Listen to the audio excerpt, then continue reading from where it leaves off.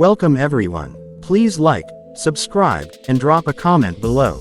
Let's dive into an in-depth look at the Russian S-400 Triumf air defense system, one of the most advanced mobile, long-range surface-to-air missile systems in the world.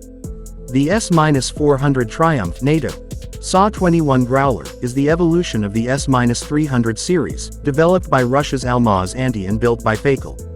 It entered service in 2007 and remains operational today. This system features a radar suite capable of detection up to 600 kilometers, tracking up to 300 targets simultaneously, and engaging up to 36 of them at once. A layered missile arsenal, 40N6, up to 400 kilometers range, approximately 30 kilometers altitude, long-range threats.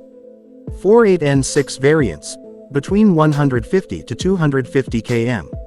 9M96E2, 120 kilometers, modern active radar homing.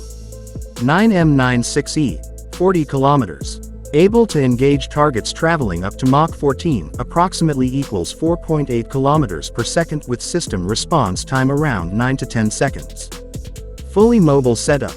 Deployable from marching to combat in 5 to 10 minutes, or from standby in seconds. Components of an S-400 battalion include command and control vehicles, acquisition and engagement radars, and multiple transportable launchers carrying dozens of missiles. Beyond its core specs, it can intercept a wide array of aerial threats: aircraft, UAVs, cruise missiles, ballistic missiles, AWACS, even stealth targets. It's deployed not only by Russia, but also exported to countries like India, China, Turkey, Algeria, and Belarus.